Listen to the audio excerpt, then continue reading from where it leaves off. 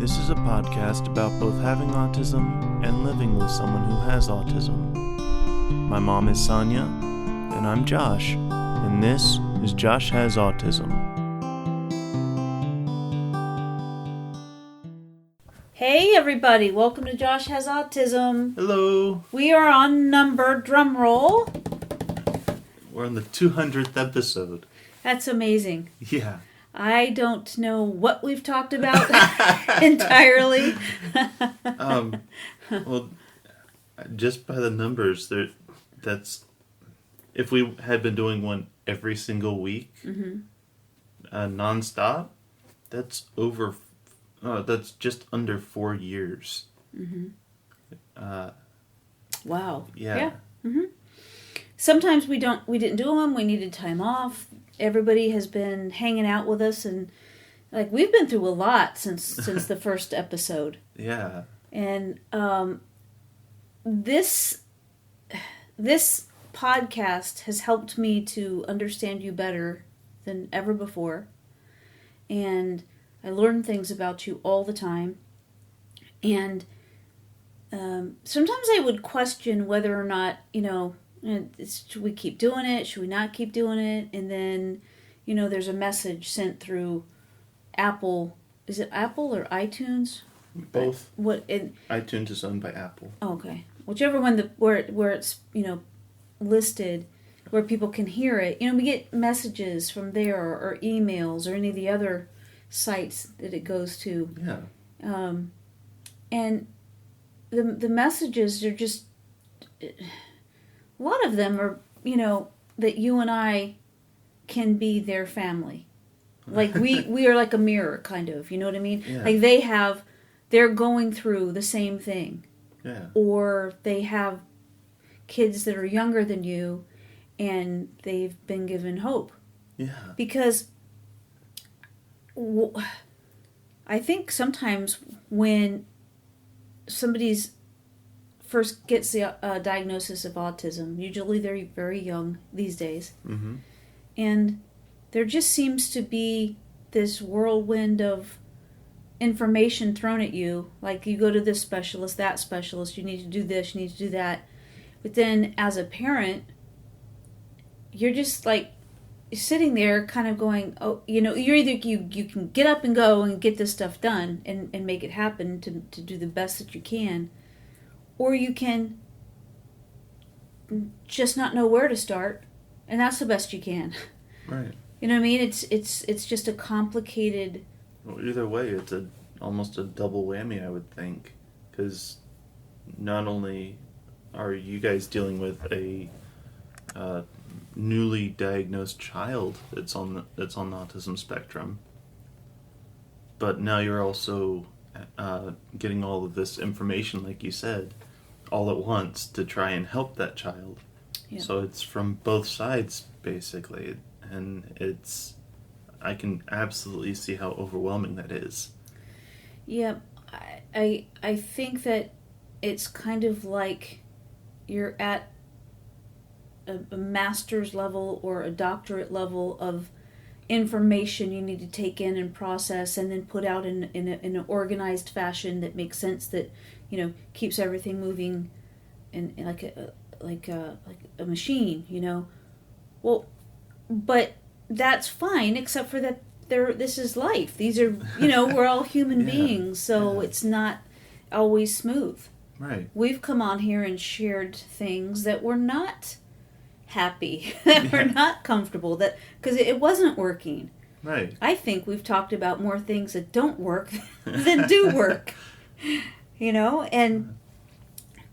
But it seems like what keeps us going on the podcast is that the messages from people telling us that, our little pony show here is helping them through. Yeah. Is, as we're talking about the things that we're dealing with, things that we've found something that works, or we're hopeful that something works, or just it doesn't work. Right. One or the other, Right. But anyway, it's that's why I keep doing it. Is that For those, look, I'm not totally selfless because I learn a lot from you as we do these. Yeah. Because like I said, and you talk to me more when this recorder is on than just in every day. Yeah. I mean, we've all, from the time you were little, I've always asked you, how do you feel? What is it, what is it, what is it? How does that, like, where do you feel that? Why, can you think of why it feels that way, where it does, when it does? And what makes it worse? What makes it better? Yeah. And how do you process that? How do you, now that I use the word process, but when you were a little bitty guy, it was, what can you do? Yeah. To make this feel better? Yeah. And it wasn't just for me to sit down and think, not really sit down because I was everywhere, but to actually think about it, and that was helpful, but it was also helpful to you to walk me through that so that I could understand, so that then you could understand. Right. And I think even today, so I think even today, because you're 34 years old now, Mm-hmm. and we do this podcast, and what keeps coming back as feedback for us is that you are so clear in your thoughts and your feelings, and you're able to express yourself, and it's so helpful to know that once that was not you. You could not speak at one time, and far beyond a point where other kids were speaking. So you were 3 years old when you started actually communicating, and it's just, that's a huge accomplishment. And sometimes doctors mean the very best, but they do, it's kind of a grim diagnosis that they give. Yeah. I'm not saying the diagnosis of autism, I'm saying what comes with that, The baggage. The information, like you will not ever go to public school, you will not ever have friends, you won't drive, you won't, all of those things, Now, granted... especially when you were told that when I was really little. Yes, exactly. And... Now look at me. Yeah. Yeah. And we're also, in a situation where at 34, you are not yet capable of living on your own. Right. Yeah.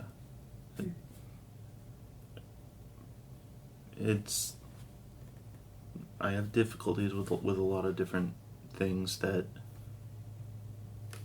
I just don't think about doing or having done if I were to live on my own. It's not a natural thought process, I think. Mm-hmm.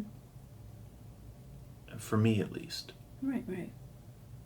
And so, it is out of my current capability to live on my own. Mm-hmm. And that's a good way to put it, because you're not just going to stay there. Well, it's my own place. I would stay there. But because you're going to learn right now. You're working with somebody that's helping you to look at what needs to get done. And so, listen, we have built a mother-in-law suite onto the house. Mm-hmm. And we've shared that before. Mm-hmm. And that's a place that you will hopefully, not hopefully, because we don't want Pappy to pass away anytime soon. Right. When that does happen, that is the goal, would be to get you into that place. Right. Where it's that's the newest and nicest part of the house. It's got a beautiful bathroom and a walk-in closet, a huge bedroom. Yeah. A nice sized living room and a full kitchen. Yeah. And it's your own entrance. Yeah. And then the thing that is in between that the two share is the laundry room. Yeah. So it's really great because it would have two doors. So if you were in there, you would not have to hear the kids. Yeah. But you've said that that's too big of a space for you. That's too much for you to undertake right now. And so my point is that from the beginning of this podcast when we first started, you were not really functioning very well, and not feeling good about yourself. Right. And since we started, you expressing yourself, you said, has even helped you to understand things about you that you didn't really think about before. Right. And we can talk about everything up until this point, but what I'm saying is that now we're working on getting you to a place where you're comfortable and using strategies that you're going to be given and opportunities to practice, to put it into practice. And that's where you are right now. You know, and I just think that that's a big deal. Yeah. That's a lot of growing and learning and changing behaviors to get you to a point that this is what we're talking about right now. On the 200th episode, that's where we are. Yeah. Did I say that wrong? Yeah, a little bit. I think you keep adding an S to the very end of it. I say hundredths. Yes. When it's hundredth. Yes. Hundredth. That's correct. Yeah, right. I don't know why I'm saying it wrong. No. I mean, I speak for a living. I don't know why I'm doing that. Anyway, my point is that you've grown so much since we started doing this podcast. And we've gotten help from listeners that have become our friends. Yeah. And gain insight, learning about what they've gone through, how they've made it through. Yeah. Has really been helpful. And it's so great because we're meeting some wonderful people. We are. Yeah. One thing that I just flew to my head. Dang it. Dang it. I'll give you a second there. But I hate when that happens. Yeah. You have a thought, you're just about to say it, and then it disappears from your brain to your mouth. Right after you start to say it. Yeah. Oh my gosh. Yeah. So, while you're thinking about that, I'll go to a different subject. Connor said a joke to me today. So he says, knock, knock. Who's there? Boo. Boo-hoo. You don't have to cry about it. That joke has been around since well before I was a little kid. Yeah. Yeah. It's funny how the kids think that the stuff that they say is just brand new. Yeah. And then we all have to, of course, we all act like we have never heard it before. Here's my favorite one. You ready? That they tell me, and it's just fun every time. They go, knock, knock, knock. Who's there? Interrupting cow. Interrupting cow. Moo! Yeah. You're not amused? Not even a little bit? No. Oh, man. See that? I'm slightly smiling, but it's more like I can't believe you just said that. Right, like the kids saying it is one thing, but me saying it is something different. Yeah. It just cracks me up. They do these things and just think that it's brand new. Yeah. And I think about that, like, I knew it when I was a kid. Nana and Pappy probably knew it when they were a kid. It's just been on forever. Just like music nowadays. I notice that people take music and they reinvent it, and then this generation thinks that, oh, this is a new song. We're like, no, it's just a different singer. Yeah. But yeah, it's an old one. Well, so do you think that, because I've said that you know yourself better from doing the podcast, but has it helped you? Yes, that's what it was. Okay. It was that being a part of this podcast and being able to just think my thoughts through out loud, basically. Mm-hmm. It's so much. It's helped a lot. And I say this as a kind of a joke, but it's true that it's better than a lot of the times that I've gone to therapists. Right. And really, it is, and it has been, because I don't have to worry about something I say being latched onto, and then that being the focus. Right. And not only that, I don't have to worry about who I'm talking to being someone that is unfamiliar with me. Mm-hmm. Because I'm talking to you, but I'm sharing it out loud so that everyone listening can hear. Mm-hmm. But I'm not focusing on that so much as I am just talking it out with you. Mm-hmm. Is it helpful because you don't have to worry about a lot of feedback during the conversation other than me? Kind of, I guess. It's... I don't know. It's helpful to be able to express my feelings without worrying about it. Mm-hmm. And that's really helpful. Right. I can't really... I'm having difficulty putting it into framework of words or sentences Mm-hmm. to explain how important that is, or how that's different. But it is. Mm-hmm. A lot of people really, the information that we get back, the comments, the statements, and overwhelmingly say that you have helped them to understand usually it's their child, that you have helped them to understand them in a new way. Listening to you and how you think things through, how you feel, your emotions that come up, or just that feeling in your body that, we talk about shutting down and anything and everything. Yeah. It really does help people to understand their child. Again, it could be different. Right. Because sometimes it's a husband. Sometimes we get, a message from a wife that said, "Oh, you just like my husband," so it's from, but overwhelmingly, it's that how people appreciate you being able to, and your willingness to be able to share yourself with them, and how you do it, and you're so effective at it. They don't say that too much about me.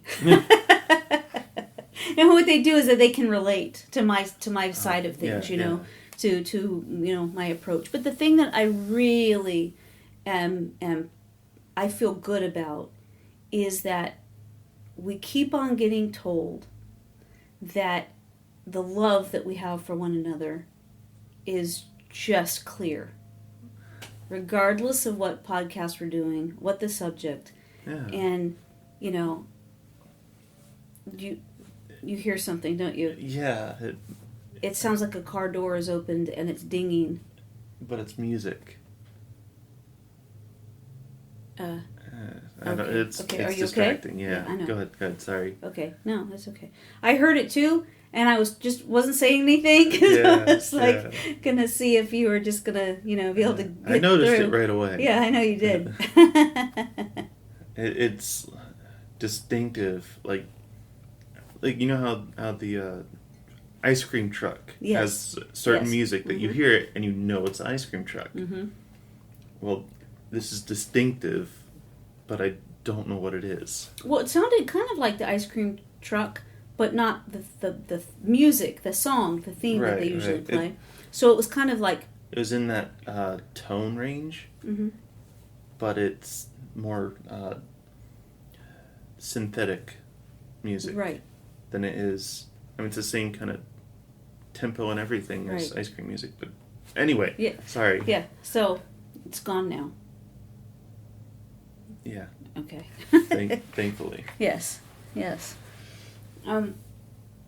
So, during this podcast, do you understand the family better than you used to? Do you understand how we experience life with you? A little bit more, yeah. And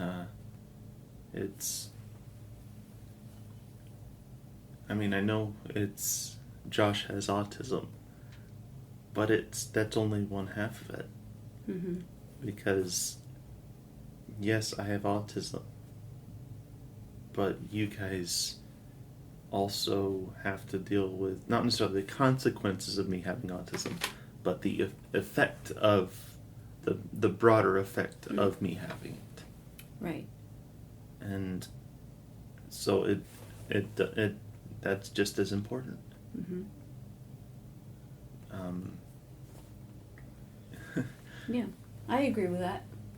I want to tell everybody before I forget, the other day, for people that have not listened to us before, my grandson and Josh's nephew is also on the autism spectrum. And the other night, he was having an issue. So we live just a couple blocks away. And Josh's sister, Bug, works nights as a nurse. And anyway, so they stay over here the nights that she works. Mm-hmm. And he was here, and he could not put his pajamas on. He could not take the clothes off that he had on for the day. He just could not do it, and he couldn't express himself as to why. He was almost in tears. Yeah. But it visually looked like he was almost on the hysterical laughter. And it was almost smiling, but it was more of a grimace, I guess, in reality. And that's when you came in and you saw that for me and for his dad, RJ. Yeah. It was just, I can't do it. And it's not something we're accustomed to. Right. He gets his pajamas on every night, and there's not an issue. And so you were out in your space then, mm-hmm. and I text you and ask you, could you please come in and help? Yeah. And I left you with him. And it's funny because we do talk about how the kids make you crazy. Mm-hmm. But in that instant, I knew the one person that could reach him, that could understand him, and could relate to him, was you. Yeah. You were probably in the room with him 5 minutes, and he comes out in his pajamas. Yeah. And goes in the bathroom to brush his teeth. Yeah. And I still don't know how you did that. But I know that you're really good with kids. Yeah. Except having to live with them makes you crazy, right? But when they have a need like that, you're very good with them. Yeah. But what did you do? So, whenever I first got here, you had been. You had told me a little bit about what was going on with mm-hmm. Connor there in the conversation. Yes.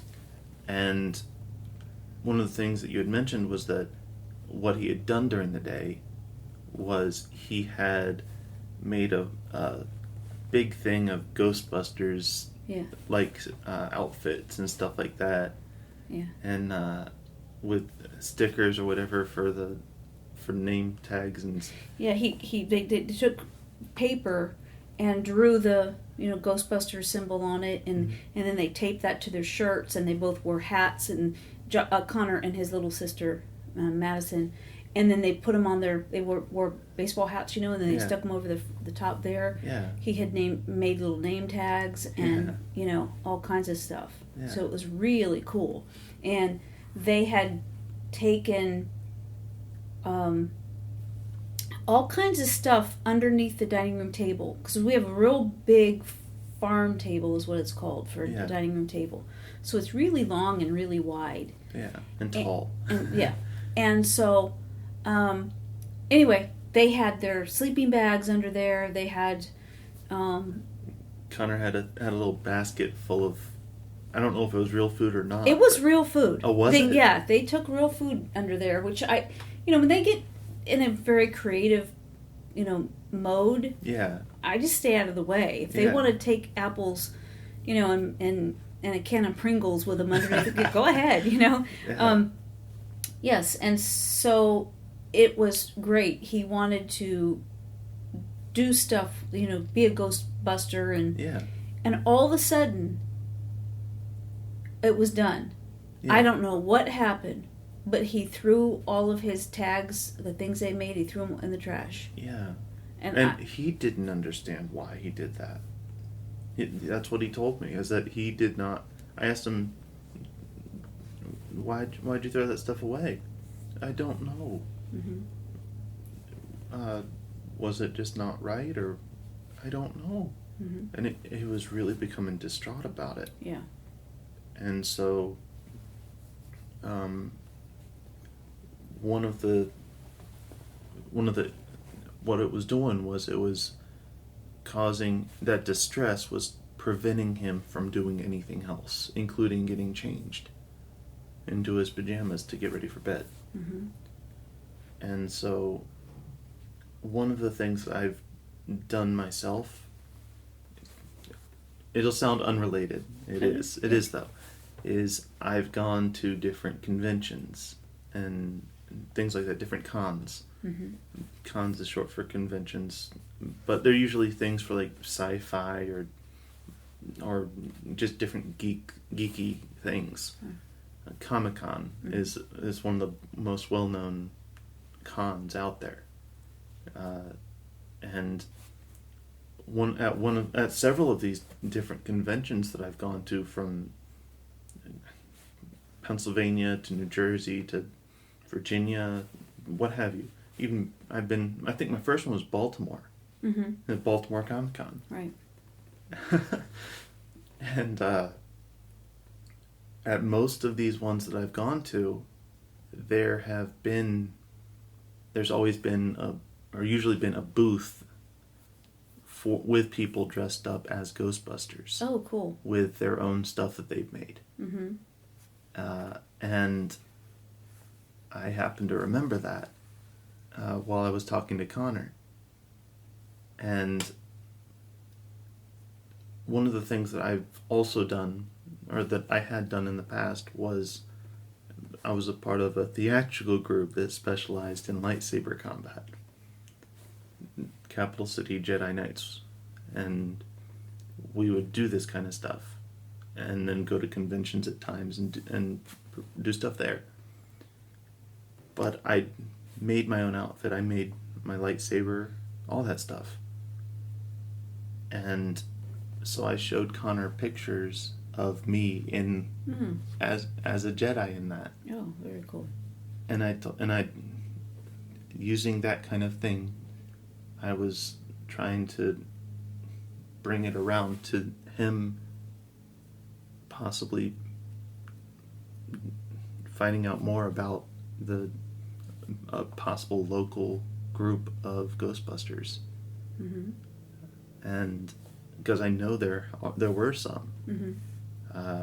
And I told him, hey, I made this stuff, and I know that there's a group like that that are Ghostbusters. They help make their own stuff and everything.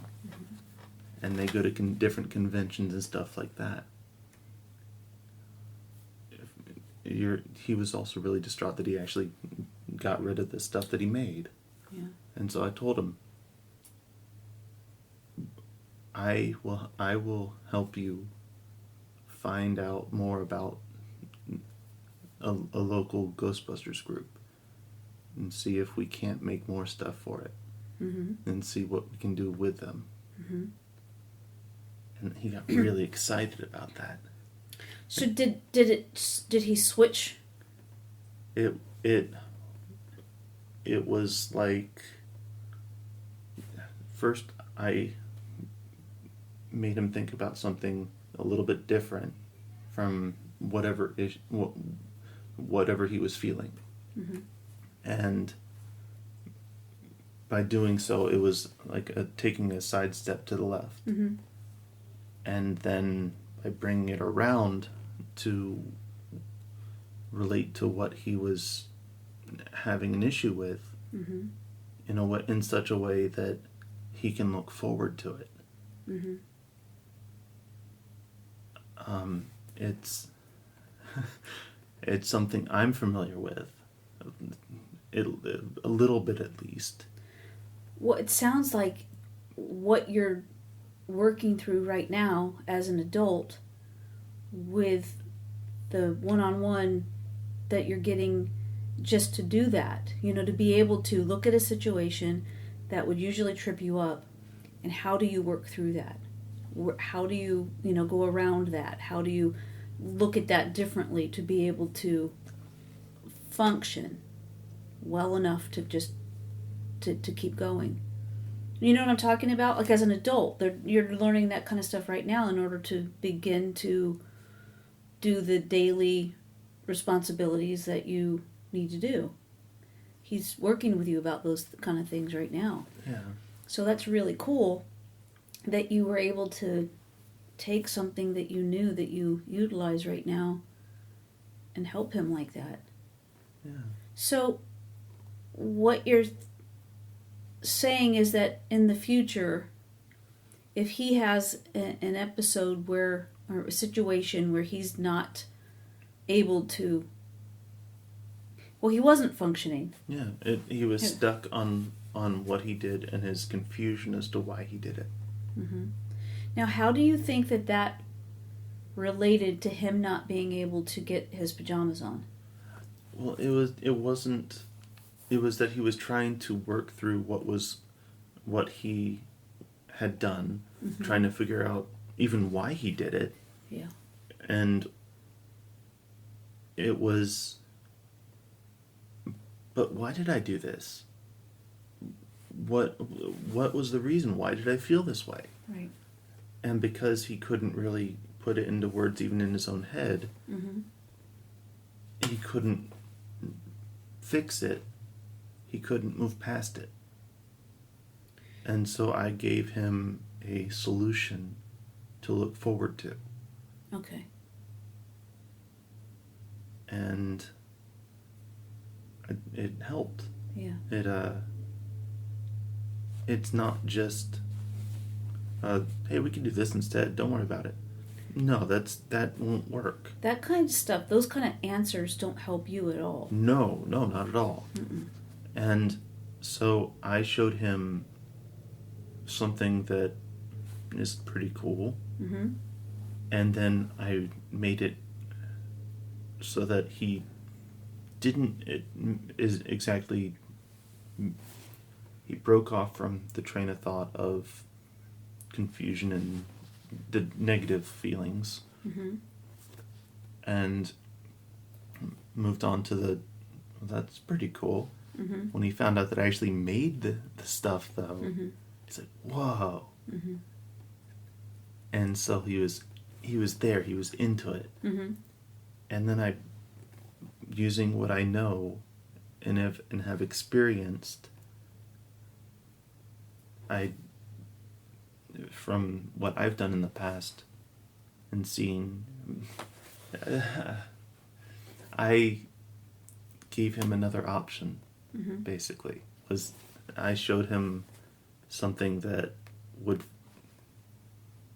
not necessarily fix what he had thrown away, Mm-hmm. but made it so that the emotions and feelings of having done so wouldn't be there anymore, because now he has something to look forward to that's even bigger and better, and Mm-hmm. and that he's not the only one who likes that kind of stuff, that Right. that there are other people that do the same kind of stuff. Do you have any idea as to why he would abruptly stop what he's doing like that? And there's been a couple of situations that are similar that I've seen, where he's really creative and, he's It doesn't come out right. That was another part that I asked him, was that was the logo okay? Did you like it? He said it wasn't right. Okay. And I told him that that one of the things that came to my head was a logo of like a ghostly dinosaur. Oh, for a Ghostbusters thing. Yeah. And I told him I think that'd be pretty cool. Mm-hmm. And he said, yeah, but it's not the Ghostbusters. Yeah. And so that was another part of it, was that he couldn't get it right at that time, and that was frustrating him. So I have a question about that specifically. How did you handle him saying that it didn't work out? Because when I was there with him the whole day as he was playing, and just, it was wonderful. Mm-hmm. It was like the awesome kind of kid sounds, right? He and his sister were playing. They were so creative, talking to each other, working together. It was really great. And when I found out that he threw it away, I asked him why, and he didn't know. But he did say to me at one point, it didn't look like it should. And I gave him the answer because I really felt this, that I thought it was awesome. Yeah. What he had created there was just wonderful. Right. And so I was able to, by asking him similar questions, I was able to find out from him that it wasn't accurate. Okay. It was because it wasn't accurate. It wasn't their logo for the Ghostbusters patch or whatever, emblem, whatever you want to call it. Right. It wasn't right. Okay. And so he couldn't continue with it. Okay. He didn't add that last part of he couldn't continue with it. I did. Right, because you know that. Yeah. Right. Because okay. From my experience, if something isn't right, I can't move with it. I can't continue with it. So you can't be here to help me through these situations every time, and the people listening to the podcast, you can't be there either. So when this kind of situation where there's this little guy that's on this path of just, it seems like he was so happy all day. Yeah. And then boom, there was a change. Yeah. So what advice would you tell me? So if I was in this situation with him again, my good intention and my real feeling is that what he did was awesome. I don't just mean that like just kind of flippantly. I really honestly think what he had done, what he had created, was marvelous. Yeah. And to him, yeah, he had fun. But because it wasn't accurate, wasn't right to what he knows and from what he's seen, to him, because it's not right, it's not okay. Okay.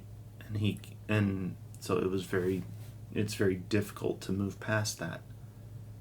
And it's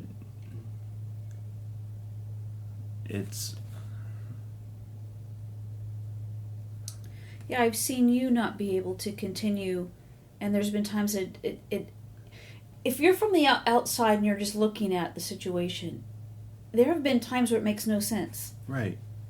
And I think that that's important to understand, that it doesn't always make sense right. to somebody that's, seeing the situation, but to him, this was real. Yeah. And to you, when I've seen this multiple times in your life, this is real. Yeah. And So the best way to handle that, so you had this inside scoop kind of, where you get him, you understood where the problem was, which Even if I didn't know the problem exactly. mm-hmm. Yeah. Yeah, but you got to it. Yeah. Whereas I didn't realize there was a connection between when that happened, why did he throw the stuff away, and why isn't he getting on his pajamas? Right. And because they don't seem to be connected. Right. If somebody doesn't have this, in their back pocket the way that you do, what could I have done to help him through that situation? There's another part that you agreed to while you were in there talking to him and helping him through this. And that is that he wanted to sleep on the couch. Yeah. And so he did. Yeah. It was we have two really big couches, so that's not a problem. So I just slept in the living room on the other couch, and Yeah. He climbed in his sleeping bag on the couch, and he was asleep in probably 2 minutes. Wow. Yeah, that's awesome. It's also not really surprising considering how distraught he was, because it's really draining to feel like that. He wasn't crying and he wasn't. He was so confused and just he was almost sobbing. Yeah. Without crying, just because he was so confused and not sure what was going on with what he was feeling and thinking. Right. And so sometimes I think about him, and I think about,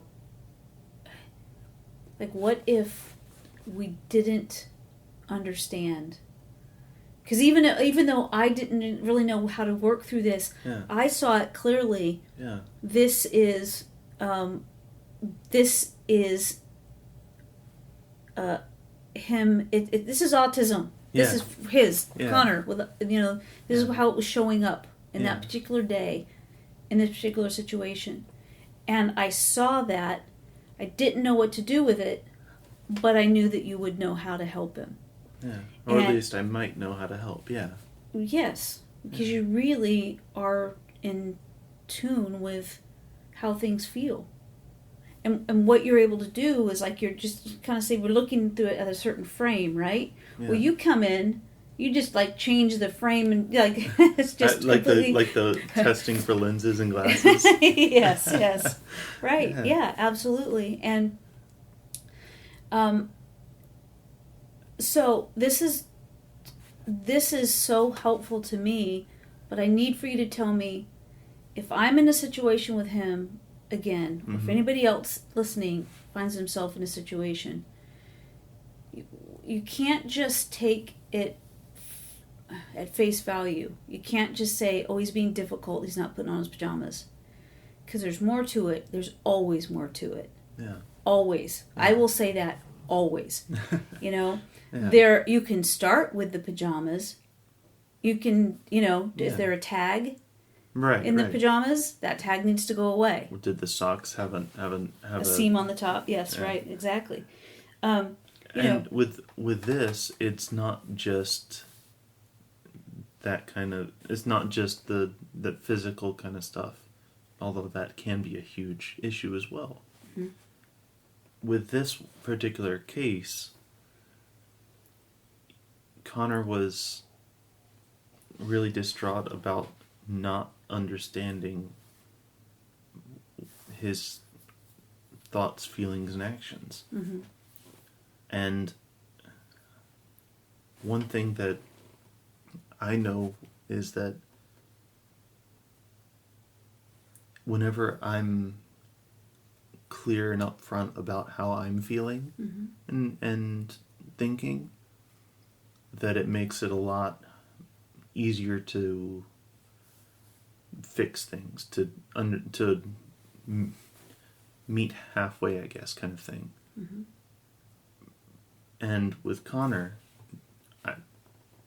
I said that he almost looked like it was laughing and kind of smiling. I asked him, are you laughing, or how is it you're feeling? I even told him, it kind of looks like you're smiling, but I don't think that's what it is. Are you smiling? He shook his head no, because he was feeling really bad. Mm-hmm. Are you feeling upset and confused about why you're feeling this way? It's like, yeah.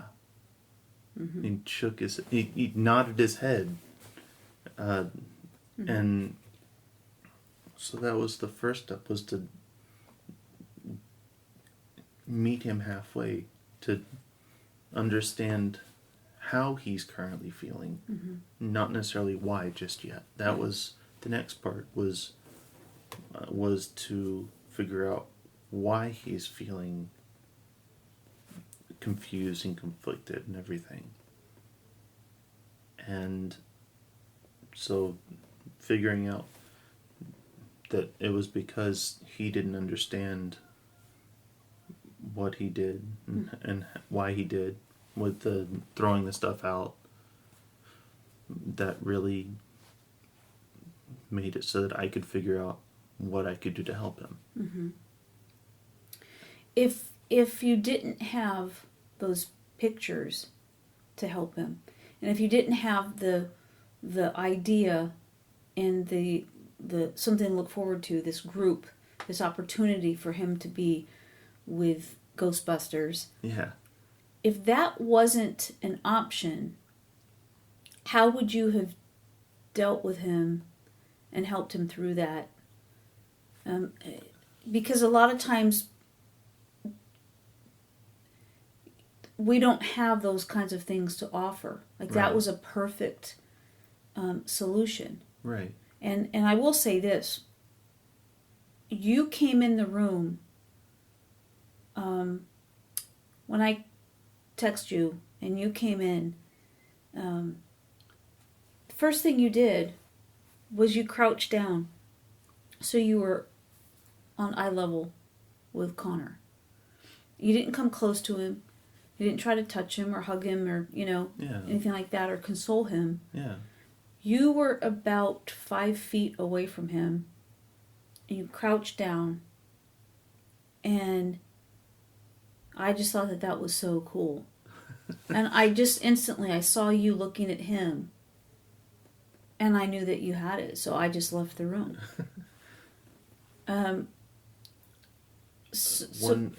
I will make one other point about this whole thing. Yeah. Is that your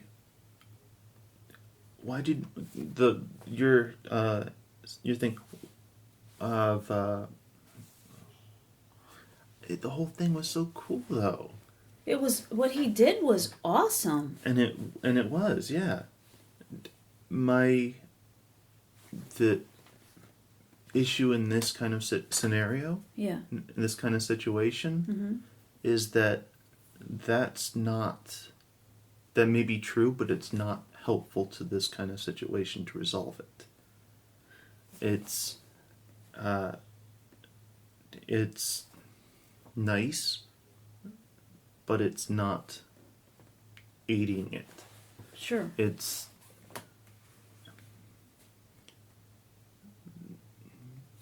what needs to be done in that kind of situation in order for it to help is to, if you do say something like that, I thought it was really awesome, is to then add on to it, but what do you think we could do to help this? Which is similar to what I did with the dinosaur and dinosaur ghost as the logo, because I was trying to find out what could make it better, as well as to try and make him smile a little bit, to not feel as bad. Sure. So, in that scenario, had I known that, I probably would have offered to bring the logo up on the computer and print it. Yeah. So that, and then he could cut around that and he could tape that to his shirt. Yeah. Or we could make a smaller one and he could tape that to his hat. Yeah. Do you think that's a fair... It's possible, but because he did all of that work by hand and everything like that, making the things is the better option than just printing it out. So,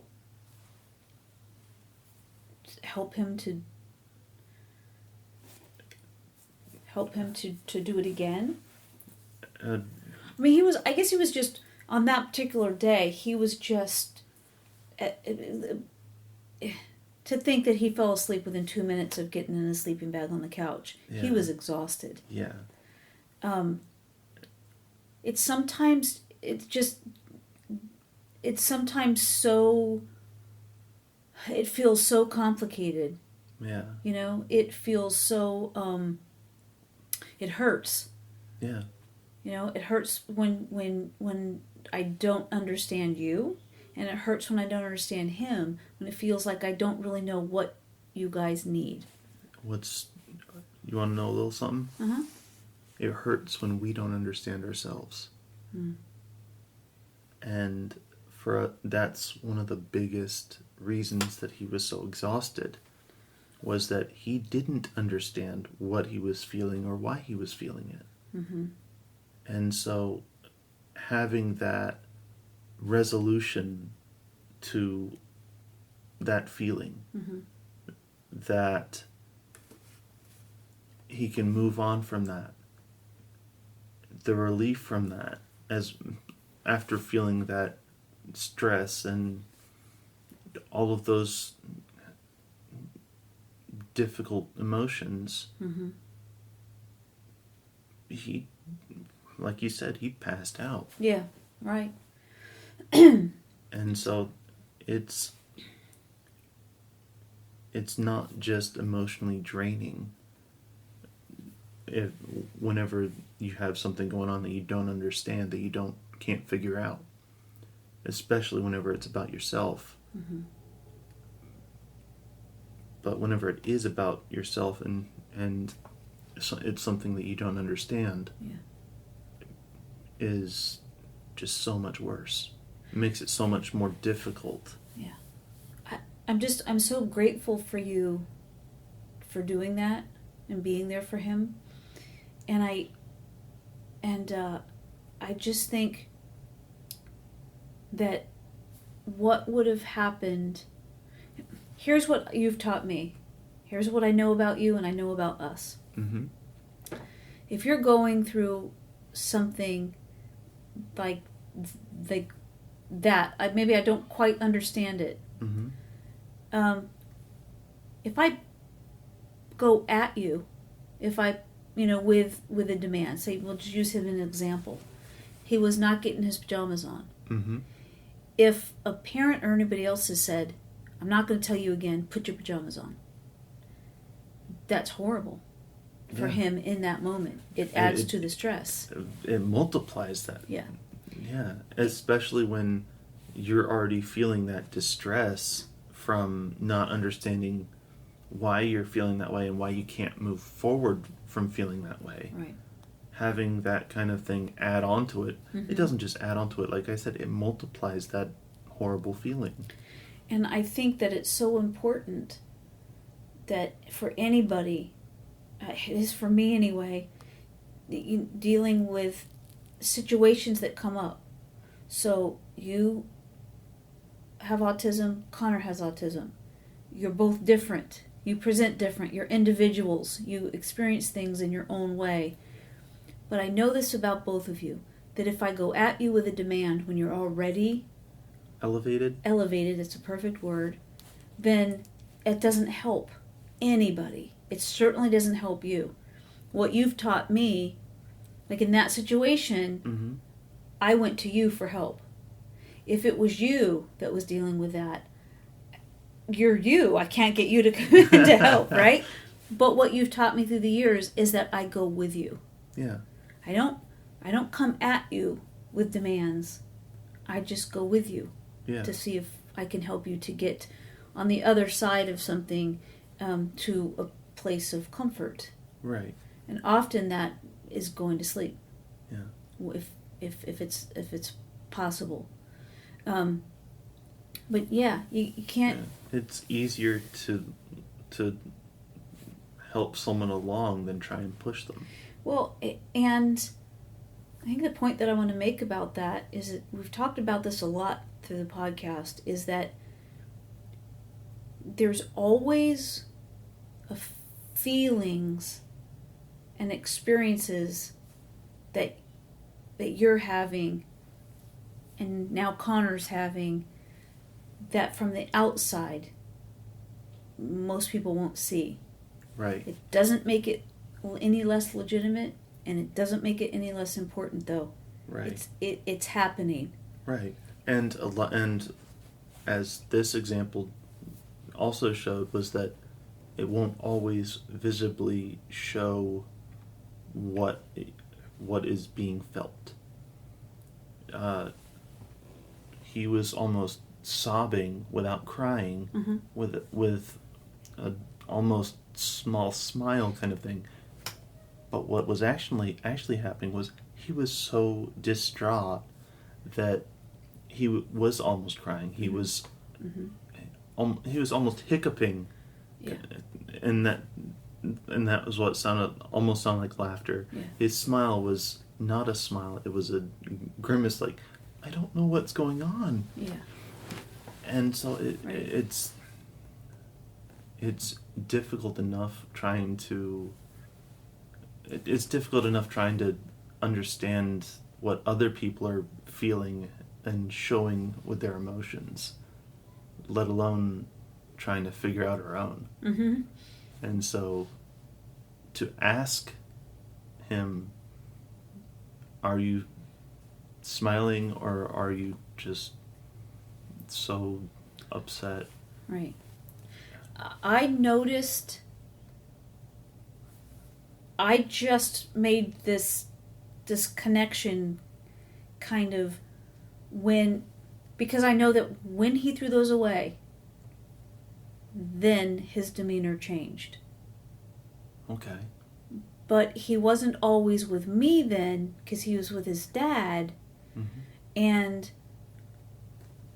And then before I know it, then that's a little bit uncomfortable. I hear this a little bit uncomfortable feeling from Connor. So sometimes we tag team each other, right? Yeah. To be the, and so I said to his dad, I said, can I try to help him? And he said, yeah. So I took him, and then we called you. I called you because I was trying to get through. It's interesting though, because had you not come in and got to the culprit here, Yeah. I don't know that I really would have put them together in such a way that this thing happened, and I don't know why, and he doesn't know why, but now he's so overwhelmed that he can't even change his clothes. Yeah. But I will say this. There's always a reason, and there's a connection. Yeah. And Putting it into words is not always possible. Right. So, one last thing about this. Mm-hmm. Him sleeping on the couch, it seemed to be that, I don't know why, it seemed like he wanted just to be, not to go to his room. Right. Up on his bunk bed. Yeah. On his own. Yeah. It is interesting how that was just a piece of it, and just by saying yes to that helped him to be comfortable and to be able to go right to sleep. Yeah. It's a big deal. Offering those little, just allowing something that's not a big deal. Does he sleep on the couch every night? No, Right. he doesn't, because he goes to bed much earlier than we do. Yeah. So most nights it's not, it's not going to work out. Mm-hmm. But that was just a little piece of it that by not pushing back in the least, I feel like is a part of it. I'm not talking. So when I'm describing this, I'm saying this. You're saying pick your battles. Well, and give what you can. Yeah.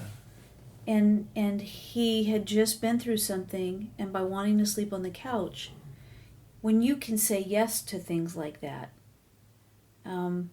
I think it makes a big difference. Yeah. It really does, to help to I know for you, right? If you got that little thing that you just wanted, and it kind of helped you to relax, would help you to calm down. It certainly did him. Put him right to sleep. Yeah. So what you say? What he was exhausted from everything. He crashed. Yeah. Mm-hmm. And not having to stay up and fight for that little thing. Right. Just he zonked out. Right. Yeah. Yeah. Whew. Well, great job. So listen. Happy 200th. Yeah. I feel like we're at number 200, and it seems right that you would be the hero.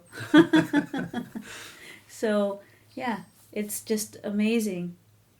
It's just amazing. I'm so grateful for you. But 200? Yeah. And I guess we'll keep moving. Yeah. All right. Thank you, everyone, for all of your kind words and just being able to share my experience and our experience, Mm-hmm. the experiences that we've had and have, Mm-hmm. is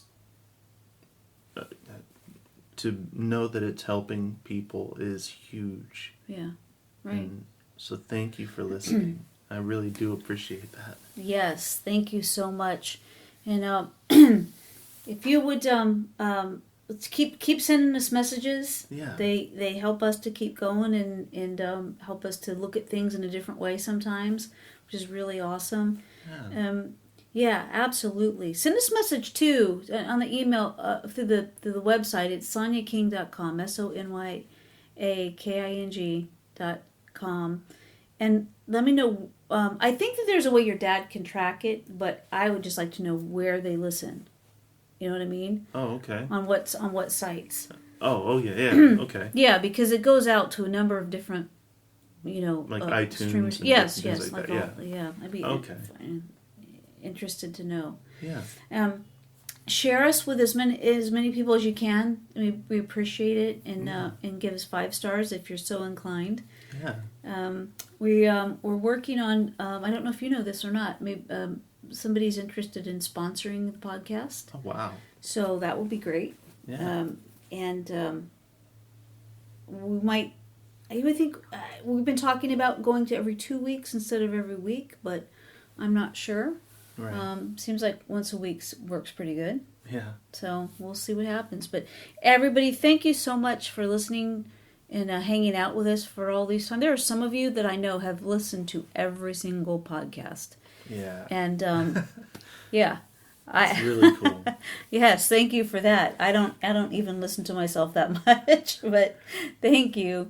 Josh is awesome, and this is just happiness being able to spend time with you to do this, Josh. Thanks. So everybody, I hope that you're happy and you're healthy, and hug the ones that you're with, and we will speak with you next week. Love you. Bye.